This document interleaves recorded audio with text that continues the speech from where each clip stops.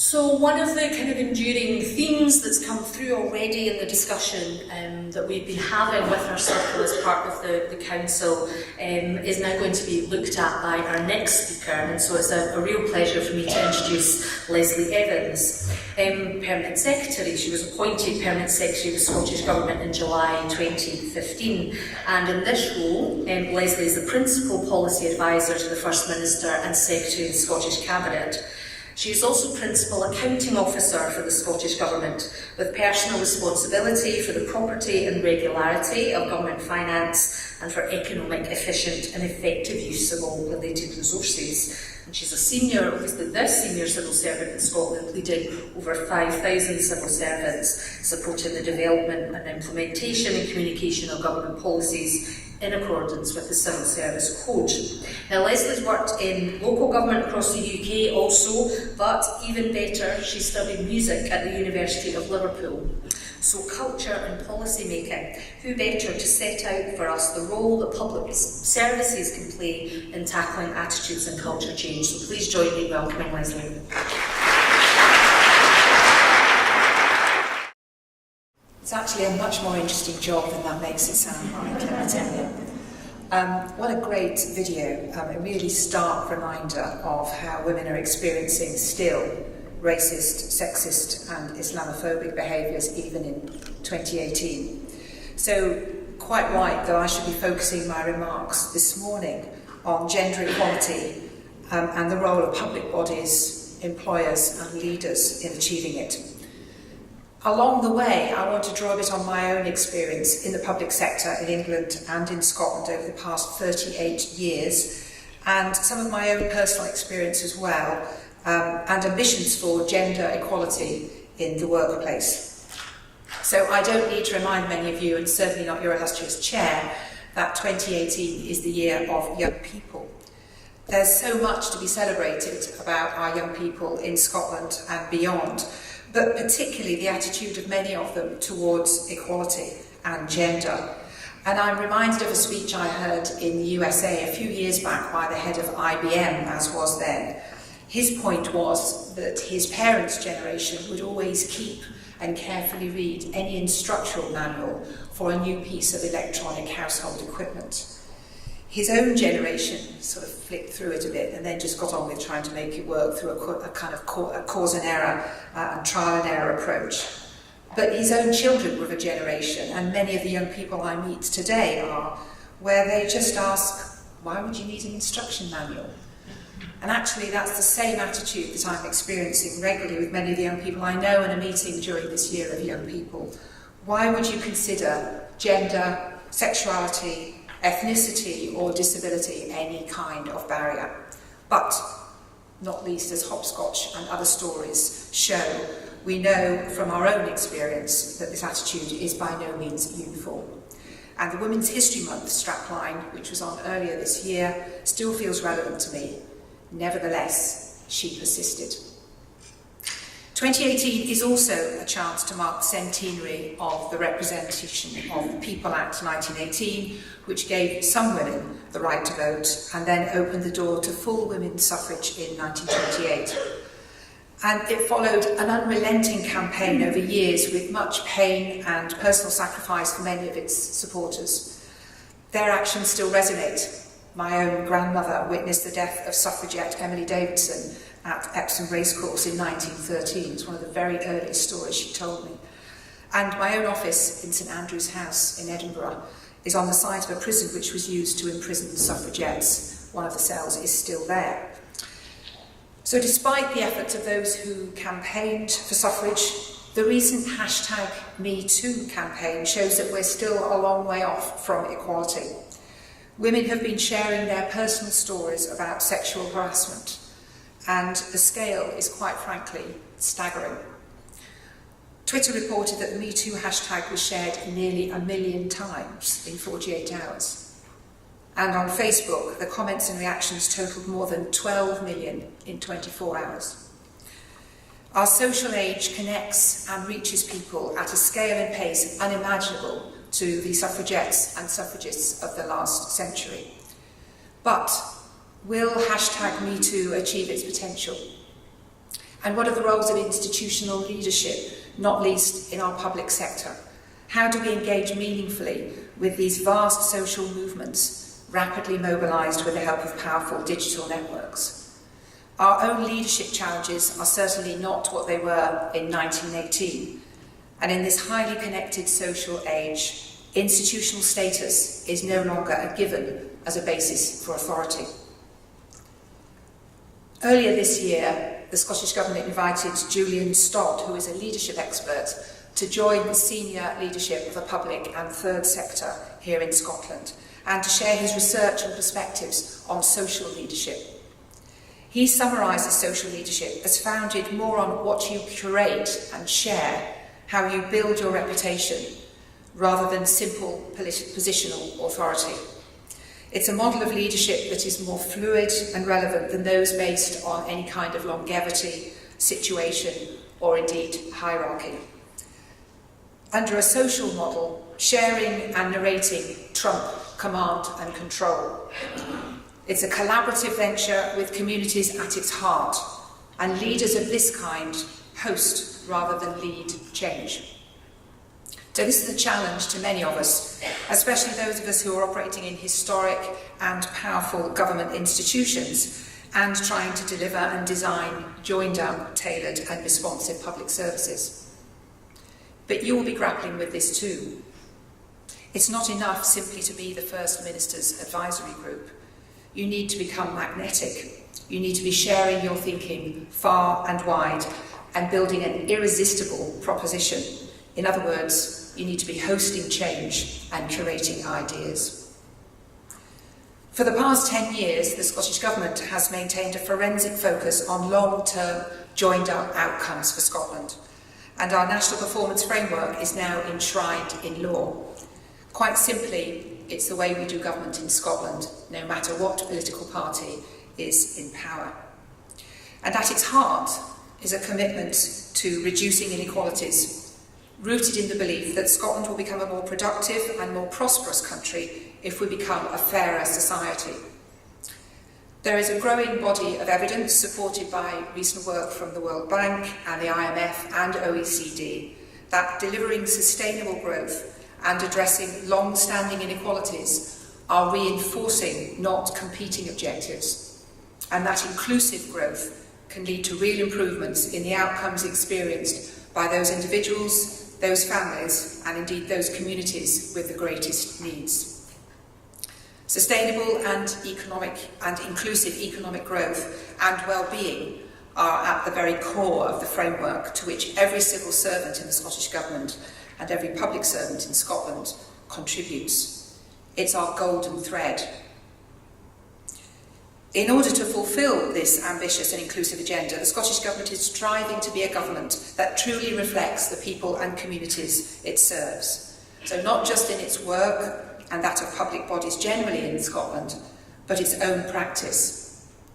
Equal opportunities and inclusion must be embedded in not just in what we do, but how we do it, and equally in who we are, in our culture, in our behaviours, and how we show up.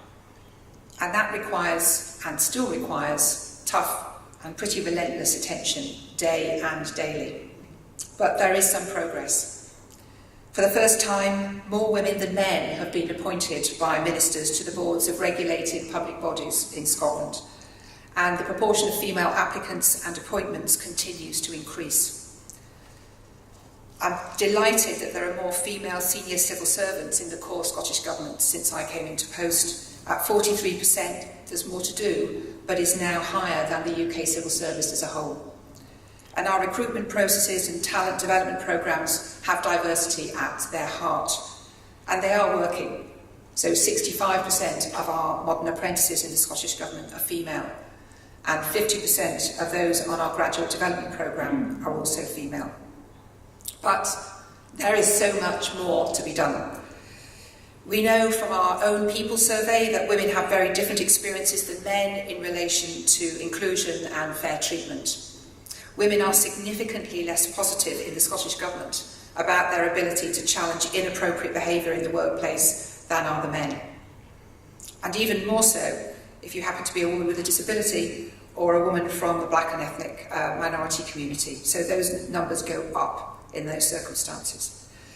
Of course, this is part of a complex and intricate set of issues, not just about diversity, but the inclusion and inclusiveness of our organisation.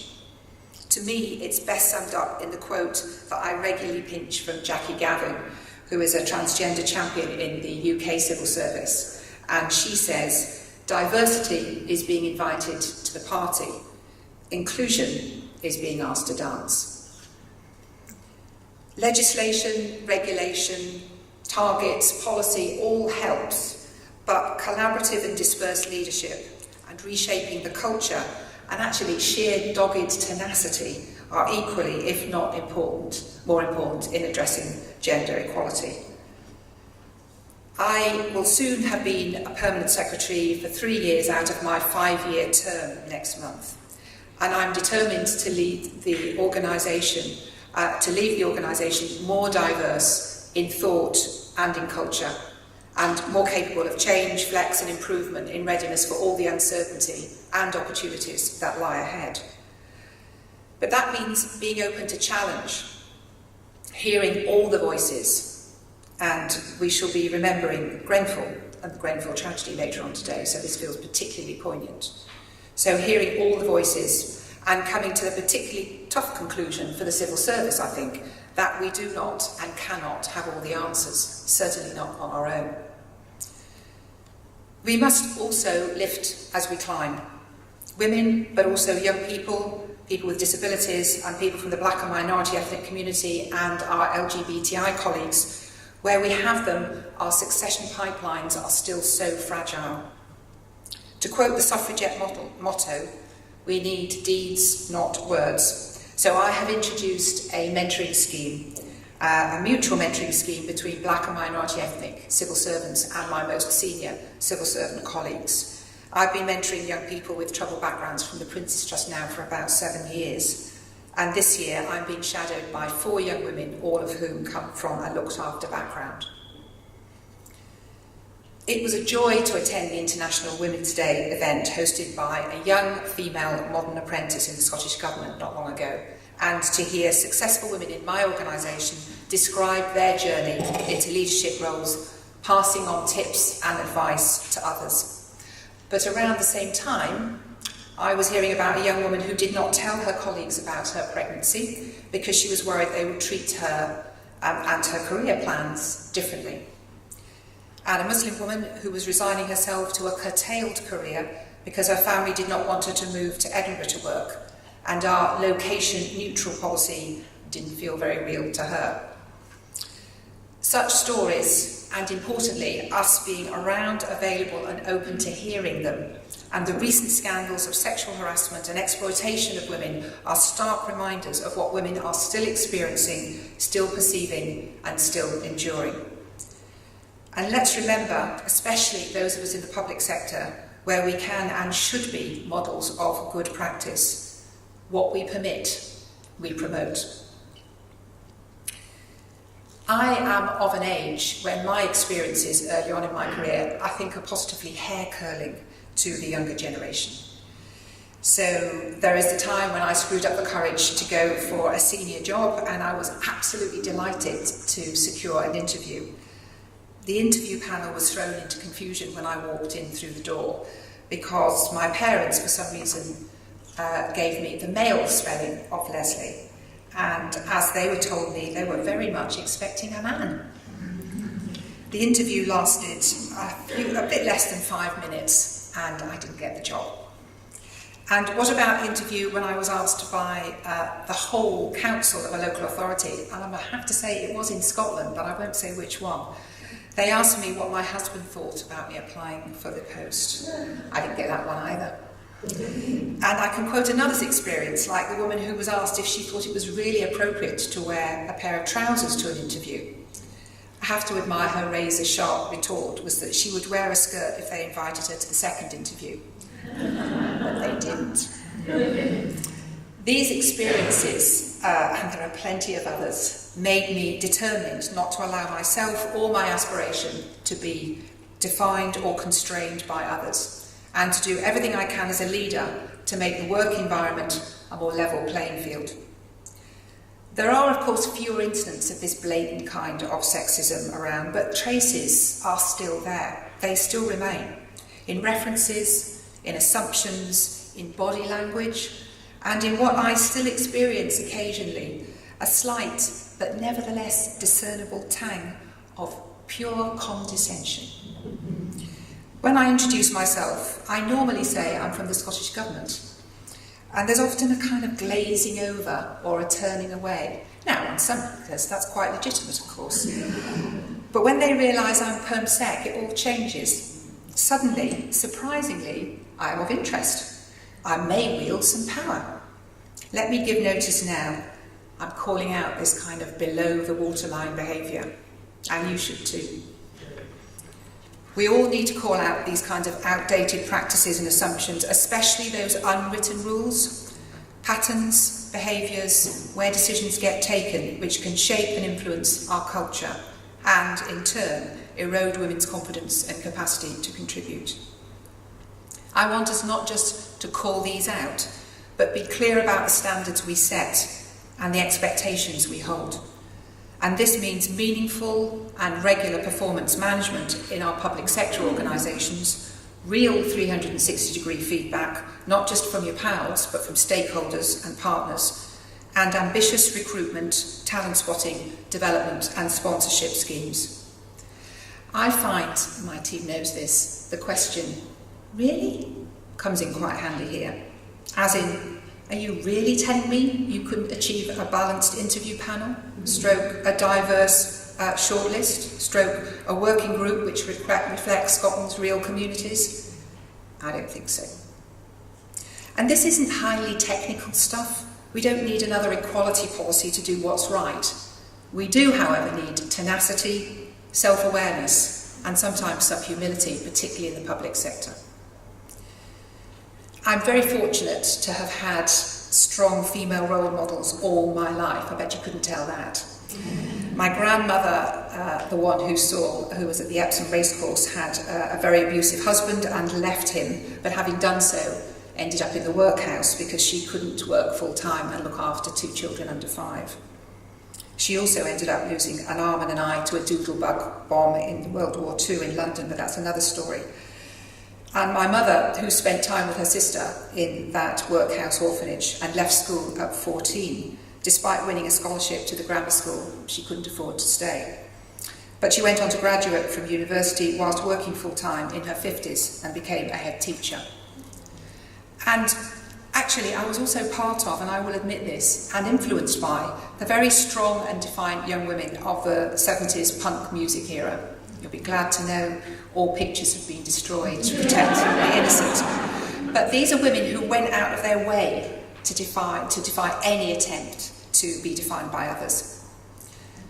Given the women I see in this room, and some of the women I know in this room, I suspect you are beginning to carve out a role shaking things up a bit too. I hope so, because I'm counting on you. If I had any advice, and you don't need any from me, but if I did have some, it would be brave and be bold, call out behaviours and attitudes, choose your battles wisely, work hard on yourselves, but don't be hard on yourselves. As my yoga teacher would say, and that's got to be the most middle-class comment of the year, practice, not perfection. Finally, a word about the future. I get to meet some fantastic people in my job, and this job is a privilege, always has been. And I met the chief scientist to Uber the other day when I was in Cambridge, and the quote he gave me felt really right for today. What he said was, "The future doesn't exist, we make it." So it's not just our responsibility, but our duty to be positive, confident, and optimistic about the future. And as a woman, as a mother, as a leader, and a lifelong feminist, I am. Thank you. Wonderful, wonderful stuff, but we really want those punk pictures, don't we? Actually, of note, I don't know if any of you know, but ACOSVO, the Association of Chief Officers of Scottish Voluntary Organisations, actually currently has a programme called Punk Leadership, which is all about kind of reigniting, if you're a leader of a certain age, reigniting yourself with your inner punk. So there we go. And another quote about the future, which sprang to mind, Leslie, is "The future is already here, it's just not evenly distributed." So that's a William Gibson one. Thank you so much. That was fantastic, Leslie. As the warm applause shows, we are so grateful for your time. I know you're sticking around for a little bit and for the circle discussions as well.